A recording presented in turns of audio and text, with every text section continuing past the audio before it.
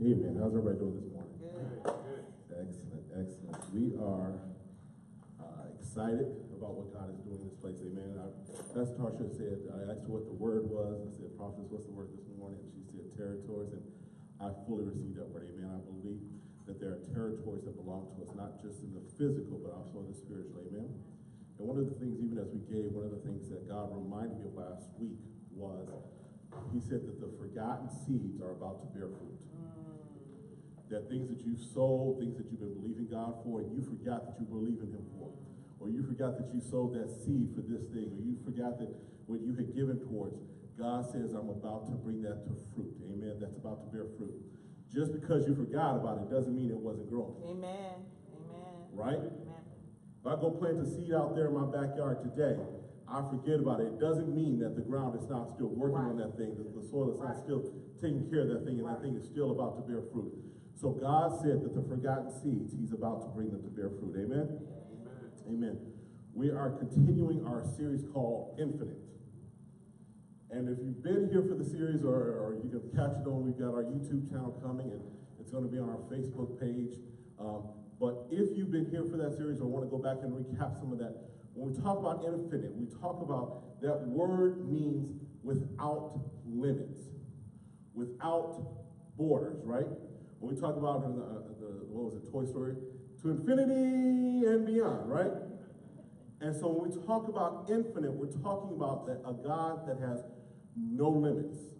That when you think you've exhausted all there is to exhaust about him, there's still more to find out about him, right? And so we talked about his love, how his love was infinite. And last week we talked about his grace and mercy. And I think it's important that we really get a great understanding. So that's why we're continuing to talk about his grace and his mercy. Amen. One of the things that when Pastor Tarsha and I were planning and thinking through this church and we're even before we even knew where it would be, several years before we even knew we were planting the church here, one of the things that we talked about was we said empowerment is going to be a place where people can be transparent. Where people can just really this is where I'm at, this is what I'm dealing with, this is what I'm struggling with. But the problem is that too often in churches, that's not the case. And it's because we don't have an understanding of God's grace. So I'm telling you right now, I'm getting ready to challenge your theology on some things. Not that I'm breaking it down so that you don't understand what you believe, but it's to help you to understand what you believe and why you believe it. Yes. Because if I understand God's grace towards me, then it means that I'm going to be able to show his grace towards others.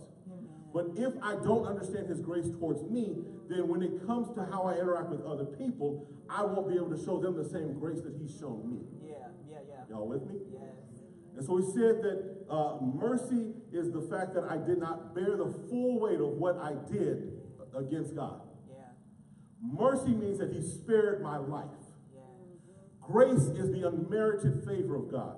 It is the stuff that I don't deserve. It's kindness to the unworthy. So mercy covers my past. Yeah. It covers what I did. Yeah. Grace ensures that I have a future. Come on now. Come on. Mercy covers the things that I did do and the things that I have done. Grace is what enables me to walk into what God has for me. Yes. Ephesians 2 said this, and this was the scripture we used last week, and I want to come over it again. It says, God saved you by his grace when you believed. And you can't take credit for this. It is a gift from God. Salvation is not a reward for the things we have done, so none of us can boast about it. Come on now. So none of us can be like, look, I'm saved because I did ... Because the Bible tells us that he saved you what? By his grace when you believed. In other words, your believing means nothing without his grace. The fact that you believe in God means nothing if he did not offer his grace to you. Come on now. Sometimes when I read the scriptures and I think through things, sometimes God gives me visual images, right? You all remember, we read about medieval times, and they had the castle and the drawbridge, right? Right. So you can stand outside the castle all you want. Yes, you are king. You are a great king. I want to come in and talk with you, king. But until the king gives the okay for that drawbridge to come down, you won't have access to the castle. That's good. So as much as you believe in who God is, Without his grace, you would not have access to him. Yeah. So it's by his grace that you are saved. Yeah.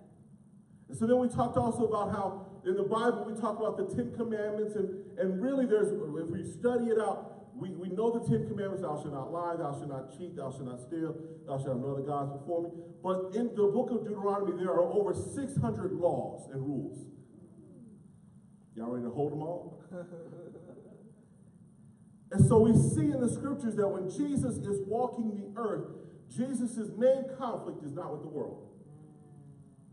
Jesus' main conflict was with the Pharisees who are trying to hold to the law. Yeah. When you encounter the Pharisees were content to let you lie there sick as long as you didn't pick up your bed on the Sabbath day. Come on now. Come on. They were okay with you being blind as long as you didn't go around telling folks about it on the Sabbath day. They were okay with you being hurt, being bruised, being disabled, whatever, being in pain. They were okay with it as long as it didn't violate the law. My God. So when Jesus came, he said, look, I'm the fulfillment of the law. I'd rather them be healed than them hold to something that they're not going to be able to hold to anyway. Come on now. The world didn't kill Jesus. The Pharisees did. Yes, the Pharisees used the government of the world at that time, but it was because the Pharisees said, we want to hold people to the law. Okay. In our efforts to live this life of a believer, what's happened is that we've allowed the spirit of Pharisee to enter our churches. We've allowed this spirit to come into our churches, and so therefore now we talk about we're free from the law and free from the curse of the law, but then we hold people to the law. My God. And we make up new laws. My God.